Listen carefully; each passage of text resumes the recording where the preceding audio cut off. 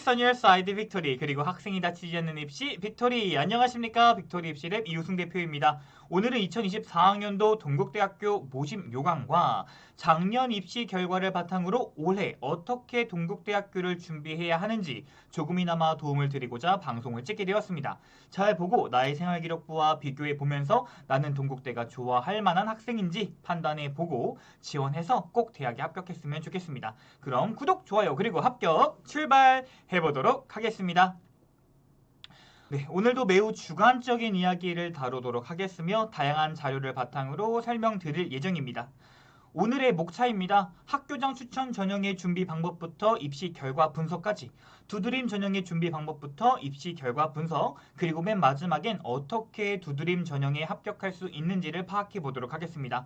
마지막엔 녹화방송으로 송출되지 않는 라이브 전용 자료로서 실제 합격생들의 자료를 함께 보면서 공부해 보도록 하겠습니다.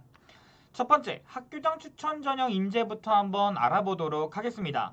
작년과 다르게 이렇게 계열별 최대 4명에서 이젠 계열 제한 없이 8명만 추천할 수 있다는 것입니다. 그리고 졸업자와 졸업 예정자 모두 지원이 가능합니다. 졸업자는 전학년 대상으로 10과목 성적을 반영합니다. 다만 학교에서 추천서를 반드시 받아와야 된다는 거 알고 계시면 좋겠습니다. 우선 학교장 추천 전형은 학생부 교과 700점과 서류 종합평가 300점이 합쳐서 1000점 만점으로 평가가 됩니다. 그 중에서 먼저 700점 만점짜리를 보면은 인문계열은 국수 영사, 한국사, 그리고 자연계열은 국수 영과 한국사에서 잘 본 등급 10개만 평가를 합니다. 즉 내가 1등급이 10개가 있다? 그러면 700점 만점에서 700점을 받을 수 있다는 것이죠. 그러나 내가 등급만 높다고 다 붙는 것은 아닙니다. 간단하게 계산을 해보아도 한 과목 1등급이 70점, 10과목 1등급이 700점이고 2등급 한 개가 69.93점, 10과목 2등급이 699.3점으로 올 1등급과 올 2등급의 차이가 0.7점밖에 차이가 나지 않습니다. 과연 학생부 교과의 점수는 얼마나 중요한지 잠시 뒤 파악해 보도록 하겠습니다. 그러면 서류 30%는 어떤 역량을 평가할까요? 우선 학업 역량을 50%를 평가하는데 국어, 수학, 영어를 잘하는지, 그리고 세특은 얼마나 좋은지, 주도적인지, 선택 과목은 풍부한지, 그리고 경험을 위한 노력을 평가한다고 합니다. 그리고 전공성 30%인데요. 전공과 관련된 과목을 잘 했는가, 전공 관련 탐구 과정이 잘 나와 있는가, 깊이도 좋은가를 묻고 있습니다. 그리고 인성 20%는 함께 협력하고 소통했는지를 묻고 있습니다. 그리고 대놓고 써져 있습니다. 교과 반영 비율이 높지만 서류 종합평가의 변별력이 훨씬 높다고요. 이 점을 반드시 알아두셨으면 좋겠습니다. 교과는 변별력이 크지 않다는 것을, 그리고 서류의 중점이라는 것을 파악하시길 바랍니다. 그러면 어떻게 결과가 나왔는지 한번 올해 확인해 보도록 하겠습니다. 만약 성적이 정말로 중요했다면, 그리고 교과 전형과 비슷한 맥락으로 나아갔다면 이 빨간 네모칸에 보이는 학생부 교과 10과목의 평균과 파란 네모칸에 보이는 학생부 평균이 아마 비슷했을 것입니다. 하지만 크게는 한 등급 차이가 나는 학과도 보입니다. 이를 보았을 때 동국대학교의 학생부 교과 70%의 경우보다는 서류 30%의 영향력이 조금 더 크다고 저는 생각을 합니다. 그 서류 평가에서 보여지는 등급의 중요도도 중요하오나 생기부 전반에서의 깊이감이 다른 학교의 교과 전형과 비교했을 때 비교적 더 중요하게 작용한다는 것을 확인할 수 있었습니다. 작년 경희대학교와 건국대학교의 서류 30%의 경우는 세특과 성적을 반영한 서류였기 때문에 교과 성적이 매우 높게 형성되었다면, 동국대학교의 서류 30%의 경우는 자율활동, 동아리활동, 진로활동을 포함한 모든 부분의 생기부를 평가하였기 때문에 이러한 결과값이 생기지 않았나라고 생각이 됩니다. 문과대, 이과대, 법학 같은 경우는 1등급이 보편적으로 5개부터 혹은 2개 정도 있는 학생들이 많았고요. 전체적인 평균 등급은 2등급 초중반의 모습을 보이고 있었습니다. 사회과학대 역시 1등급이 8개에서 3개 정도 있는 학생들이 많이 선발되었고요. 경찰행정 같은 경우는 동국대학교의 인기학과이기 때문에 학생부 10과목이 거의 1등급인 친구들이 많아 보였습니다. 경영학과나 경영정보대 같은 경우는 1등급이 7개, 1등급이 6개인 친구들도 많이 선발되었지만 이렇게 최저가 보니까 4.0, 4.3을 본다고 하면은 일반고뿐만 아니라 자사고, 특목고에서도 학교장 추천을 지원하는 모습을 볼 수 있었습니다. 이는 공부를 잘하는 일반고 혹은 자사고에서 교과전형으로 쓸 수 있는 학교가 한국 외대를 제외하고는 거의 없기 때문에 이러한 현상도 볼 수 있다고 판단을 합니다. 바이오 시스템 대학과 공과대의 경우는 1등급이 3개 정도 있는 학생들이 많이 지원했고 평균 등급은 2등급 초반부터 다양하게 볼 수 있었습니다. 여기서 유의해야 할 것이 바이오 환경, 건설 환경, 기계 로봇 이 세 가지를 함께 볼 수 있는데요. 이 학과들은 특목고의 유입도 있겠으나 경험상 생활기록부를 준비하는 학생들의 수준이 양극화가 많이 발생하는 학과라고 평가를 합니다. 때문에 무엇을 배우는 학과인지 지금 이 시기에 파악하고 내가 그 학과에 뽑히기 위한 생기부, 수정 작업을 준비해야 할 것입니다. 다음은 소프트웨어 융합학부와 사범대, 영상대, 약대입니다. 교육학, 수학교육, 역사교육 등 1등급이 9개인 친구들이 많이 지원을 했었고요. 내신 등급도 다른 대학에 비해 높은 점을 확인할 수 있었습니다. 근데 가정교육의 경우는 뭐 하는 곳이길래 4.18이 붙었나 보면 가족에서 나타나는 의, 식주, 소비, 음식, 부모, 식사 정말 다양한 학문을 배우는 공간입니다. 심지어 패션도 배우고요. 흔하게 가정교육을 준비하는 학생이 없기 때문에 내 생활기록부가 혹시 이것도 아니고 저것도 아닌 것 같은데 가정교육학과 커리큘럼을 보니까 딱 나네? 이런 친구들이 있다면 한번 도전해 보시는 것을 추천드립니다. 결론적으로 학교장 추천 전형에 어울리는 학생을 정리해보자면 우선 1등급이 5개 정도가 되어 있는 학생들은 유리할 것으로 판단됩니다. 물론 학과마다 편차는 있겠습니다만 보편적으로 학과 기준으로 1등급이 5개 정도라면은 성적에서는 크게 밀리지 않을 거라고 생각이 되고 있고요. 두 번째는 총 평균이 동국대 환산 기준으로 한 2등급 초반대에서 중반대 정도 사이다. 그리고 서류평가 30에서 학업 역량 50%와 진로 역량 30%가 좀 괜찮게 나와 있다면 저는 큰 감점은 없을 거라고 생각을 합니다.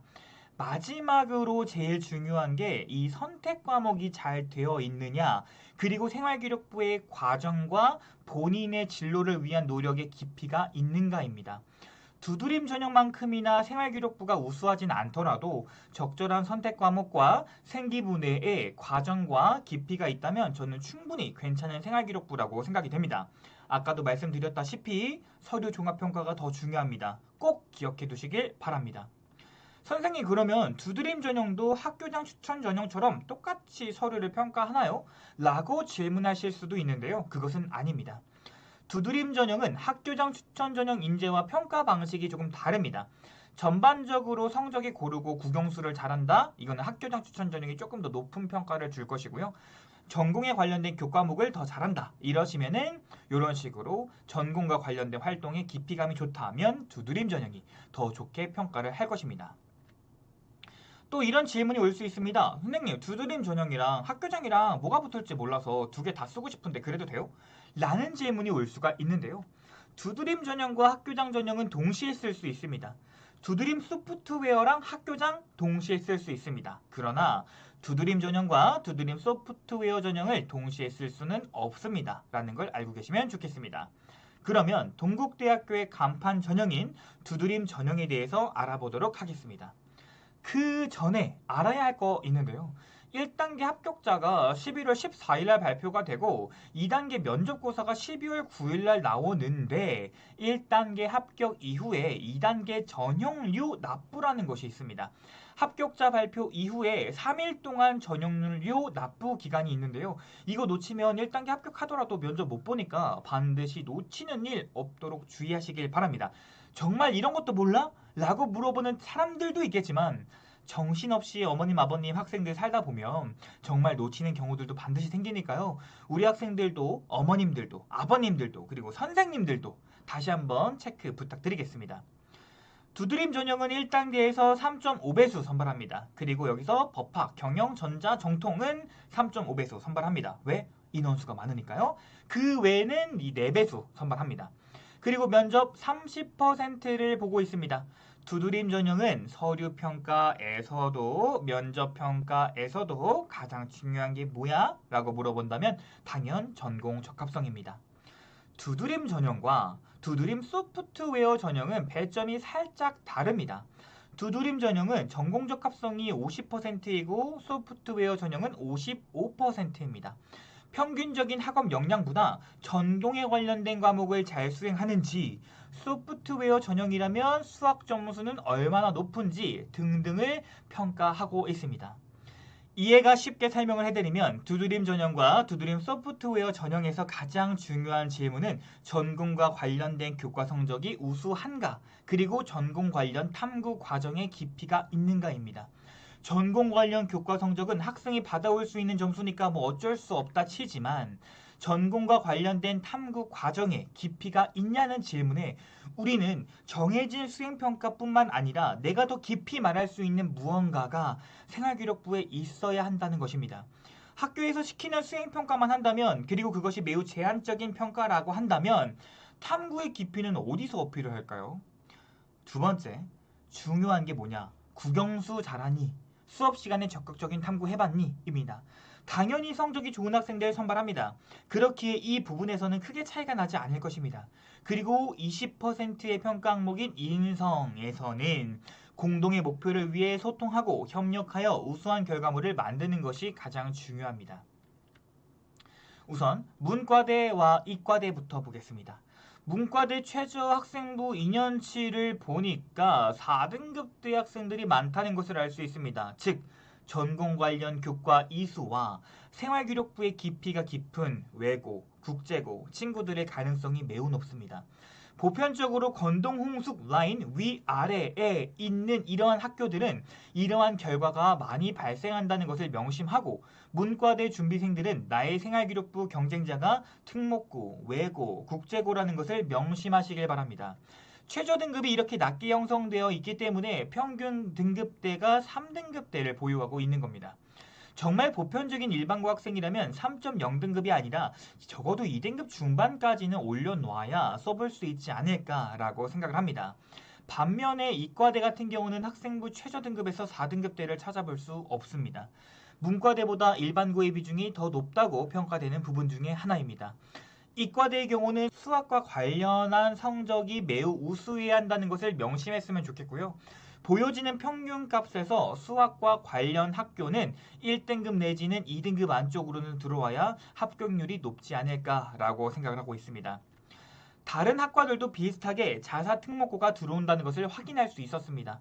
보편적으로 정치외교학과 같은 경우는 이번 연도에 2.67이 최저를 찍었지만 특목 자사 친구들이 전통적으로 많이 좋아하는 학교이기 때문에 재작년 컷을 보면서 조금 체크를 했으면 좋겠고요.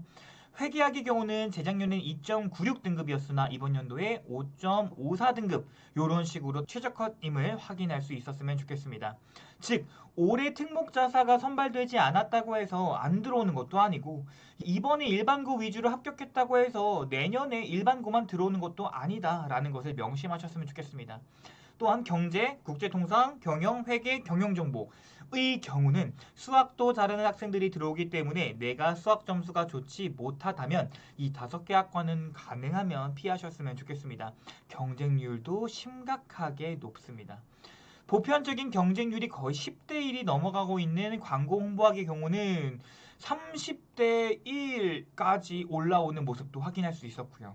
학과의 양극화 정말 많이 발생하고 있는 모습을 볼 수 있었습니다. 그래서 이 경쟁률을 보면서 내가 학과를 살짝 틀어도 저는 큰 도움이 될 거라고 생각을 하는데요. 예를 들어 경영을 준비했다면 국제통상이나 식품산업관리학을 생각해 봤으면 좋겠고요. 수학을 잘한다면 회계학도 염두에 보셨으면 좋겠습니다. 다음은 바이오시스템대학과 공과대입니다.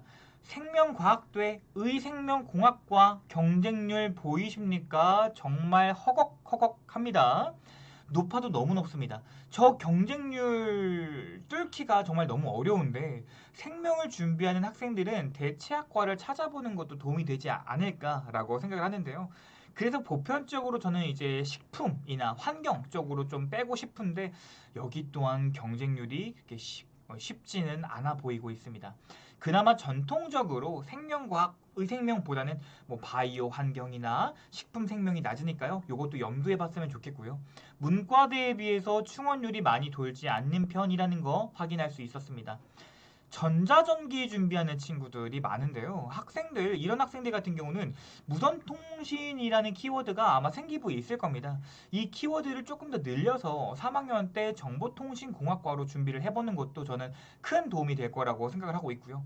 건축공학 준비하는 친구들 건설환경공학과 함께 준비해보는 것도 저는 대학 라인 넓히는데 도움이 될 것이라고 생각하고 있습니다. 전반적인 내신 성적은 일반고 기준으로 2등급 대 초중반 시작하고 있습니다.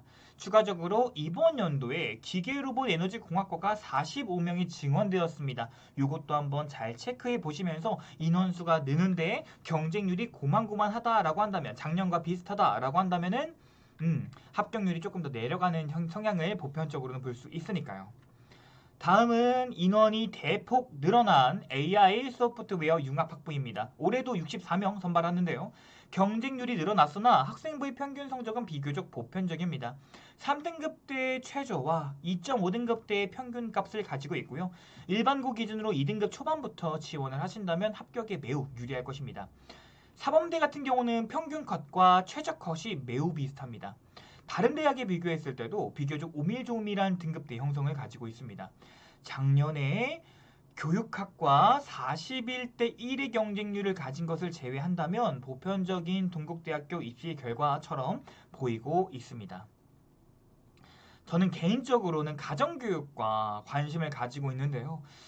교육을 꿈꾸고 있는 학생들은 심리도 있을 것이고 교육과정 평가도 있을 것이고 아동에 대한 전반적인 부분들을 좀 가지고 있는데요. 가정교육과의 경쟁률이 매년 올해뿐만 아닙니다. 작년에도 그렇고 재작년에도 그렇고 매년 이렇게 경쟁률이 낮게 되고 있는데요. 내가 보편적인 한 2등급 대 중후반인데 교육과를 희망하고 있는 친구들이라면 3학년 때 생기부를 조금 더 틀어서 다양성을 부과해서 가정교육과를 준비해 본다면 어떨까라는 생각도 가지고 있습니다. 그래서 이 충원율이 보여주고 있는데요. 여기 붙으면 이제 절대로 다른 데 안 갈 거야 라는 친구들 이런 것들을 본다면 아마 윗대학에서 같이 합격한 친구들이 많이 없지 않았나 라고 생각을 하고 있습니다. 요거는 이제 방송으로 말할까 말까 좀 고민을 많이 해봤는데요. 마지막으로 동국대뿐만 아니라 2023학년도 약대 합격 분포 비율을 공부해 보았을 때 작년과는 사뭇 다른 결과값들이 많이 보였습니다. 2022학년도의 경우는 종합전형이라고 할지라도 일반고 친구들이 많이 선발된 모습을 네오르네상스 전형과 동국대학교 두드림 전형에서 확인할 수 있었습니다. 동국대 두드림도 최저컷을 1.77로 보았을 때 그리고 경희대 네오르네상스 약대에서도 확인할 수 있었던 것처럼요. 그러나 올해 어떻게 되었을까요? 동국대 약학 최저 4.0입니다. 경희대 어땠을까요? 평균 등급 3.0등급이고요. 특목고 친구들 많이 선발되어 있습니다. 이런 이유가 무엇인지 약대 합격생들의 생활기록부를 보면서 느낀 점이 있다면 개인적으로는 2022학년도에는 코로나도 있고 단체 모임, 실험 이런 것들이 어렵기 때문에 성적 위주로 학생을 선발하지 않았나 그래서 그렇게 합격시키지 않았나 라고 생각이 되는데요. 그래서 실험으로 경험으로 배워야 할 지식을 책으로 학문으로 습득하지 않았나 라고 생각이 되고 있고요. 2023학년도의 경우는 위드 코로나가 시행되면서 다시 실험으로 경험으로 배운 학생들이 대거 선발되지 않았나 라는 저만의 개인적인 추측을 한번 해보았습니다. 올해 입시가 끝나고 어떤 결과값이 도출될지는 모르겠습니다. 하지만 제 생각에 올해도 이런 결과값이 나온다고 한다면 의치한 약수를 합격시키는 고등학교에서는 꾸준하게 의치한 약수를 종합으로 배출할 것이고요. 그렇지 않은 고등학교는 매년 의치한 약수를 종합으로 못 보낼 가능성이 높다는 결론이 나오게 됩니다. 혹시나 우리 둘째나 혹은 다른 친구가 의치한 약수를 종합으로 준비한다면 내가 대학 갈 고등학교가 의치한 약수를 종합으로 보냈는가를 먼저 파악해 보셨으면 좋겠습니다. 정리하자면 두드림 및 두드림 소프트웨어 전형에 어울리는 학생은 이렇습니다. 전공과 관련된 과목이 다른 과목에 비해 우수한 학생, 내신 평균이 2등급대 초중반 정도이며 전공과 관련된 노력이 3년 동안 심화되어 온 학생. 이게 왜 중요한지 잠시 뒤에 설명드리겠습니다. 그리고 주도적으로 본인이 고교 활동을 했다면 지원해 주셨으면 좋겠습니다. 그 이유는 두드림 전형의 기본 전형 인재상이 주도적인 고교 생활이기 때문입니다. 자, 마지막으로 모든 방법을 다 말씀드릴 수는 없겠으나 이것만은 알고 두드림 전형에 지원했으면 하는 바람에 두드림 전형 준비 방법 알아보도록 하겠습니다. 앞에 보이는 평가 항목에서 중요하게 작용하는 기초 학업 역량, 전공 수학 역량, 학습의 주도성, 전공 관심도, 진로 탐색 노력 평가에서 가장 중요시하게 평가하는 부분이 바로 선택 과목, 과목을 어떻게 선택하였느냐입니다. A 학생이랑 B 학생이 경제학과에 지망을 했습니다. A 학생의 경우는 경제, 심수, 국제경제, 금융일반 제가 보기에도 거의 완벽한 이수 과목을 선택했습니다. 그러나 이것보다 더 중요한 것은 B 학생의 미적분 선택이었습니다. 물론 이과생과 싸워야 하는 미적분을 선택하는 것이 쉽지 않았겠으나 선택을 했고 학습을 했다는 것 자체에서 좋은 평가를 받을 수 있다고 이렇게 되어 있습니다. 많은 학교에서 이렇게 발표하고 있지만 제 생각은 조금 다릅니다. 만약 극상위권이 아니라 2등급 이하라면 미적분을 선택하여 교과 등급이 너무 떨어진다면 그것도 불이익이 발생될 수 있기 때문에 내가 미적분 선행이 어느 정도 되어 있지 않다면 저는 과연 이 B처럼 미적분을 선택할 수 있을까? 차라리 미적분을 스스로 공부했다는 표시를 진로활동에 써놓고 차라리 그냥 저는 확통을 선택하지 않았을까? 라고 생각을 합니다. 상위 5%의 학생의 경험을 모든 이에게 제시하기는 리스크가 너무 크기 때문입니다. 선택 과목이 곧 합격률이라는 결과값을 이렇게 보여주고 있습니다. 법학에 합격한 학생들은 윤리, 정법 선택자가 1단계 합격자가 많았고요. 행정학 전공은 사회문화, 정법, 경제가 많았습니다. 경영학은 수학, 사문, 경제가 많았습니다. 특히나 경제 선택자들이 선택에 비해서 합격자들이 굉장히 높았습니다. 자, 요거 볼까요? 화공생물공학과 볼게요. 기하 높고요. 물리학 있고요. 생명과학 있습니다. 화학 생명이 아닌 물리학을 선택한 학생이 높은 합격 비율을 보였고요. AI 소프트웨어는 기하 선택자가 합격률이 높았습니다. 이걸 보면서 말씀드리고 싶은 건 선택 과목은 선택이 아닌 필수입니다. 만약 선택 과목을 어쩔 수 없이 듣지 못했다면 반드시 필요 선택 과목에 해당하는 노력을 3학년 자율활동이나 진로활동에 녹여내야 할 것입니다. 내가 가고 싶은 학과가 있는데 어떤 선택 과목을 해야 할지 모르겠어요 라고 한다면 대학별로 전공 가이드북이 있으니 저는 꼭 살펴봤으면 좋겠습니다. 바이오 환경과학과 뭐 하는 학과인지 한번 볼까요? 바이오니까 생명, 환경이니까 물리 잘해야 될까요? 밑에 내려가 보겠습니다. 전공 관련 교과에서 화학, 생명, 지구과학, 통계 대놓고 나와 있습니다. 이거 하라고요. 옆에 보니까 영어도 있네요. 그럼 나 뭐 선택해야 돼요, 선생님? 화생지, 확통 하면 좋겠는데 그게 아니라면 미적분 공부해야겠죠. 내가 가고 싶은 학과에 이렇게 직접 물어보는 게 훨씬 더 도움이 됩니다. 두 번째, 전공적 합성 나타내는 다양한 사례입니다. 이게 뭔가를 쉽게 설명해 드리면 2학년 활동과 3학년 활동은 각각의 독립적인 활동이 아니라 지난 학년에 연계가 돼야 된다는 겁니다. 재계 컨설팅을 받은 학생 중 2학년, 3학년이라면 어떤 활동의 추천이 아니라 이 활동이 왜, 어디서 심화가 되어서 이 활동을 해야 하는지를 이해했을 겁니다. 즉, 학교에 가기 위한 활동이 아닌 나의 3학년의 모든 활동은 2학년 활동의 심화, 1학년 활동의 심화가 돼야 된다는 겁니다. 그래서 보고서를 쓸 때 항상 동기가 있어야 된다는 것이고요. 전공적 합성이라는 것은요, 1년에 단순한 한 활동으로 만들어지는 것이 아니라 이렇게 학년이 거듭될수록 성장하고 성장하는 모습을 보여줘야 된다는 걸 다시 한번 생각하게 만드는 표입니다. A 학생은 1학년 때 교육 문제를 토론했고요. 2학년 때 그 토론한 것을 심화하였고요. 교육 정책을 비교해서 3학년 때 교육학 기수했습니다. B 학생은 멘토링하고요. 2학년 때는 어떻게 흥미를 유발할까 고민하다가 3학년 때는 교육사회와 관련된 탐구를 진행했습니다. C 학생은 다양한 주제를 탐구하다 교육 통계로 넘어갔고요.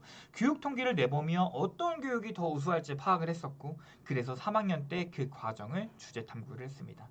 제가 생각하는 전공적 합성은 생기부를 딱 뒤집었을 때 이 학생이 무엇이 되고 싶은지 분명하게 보이는 생활기록부입니다.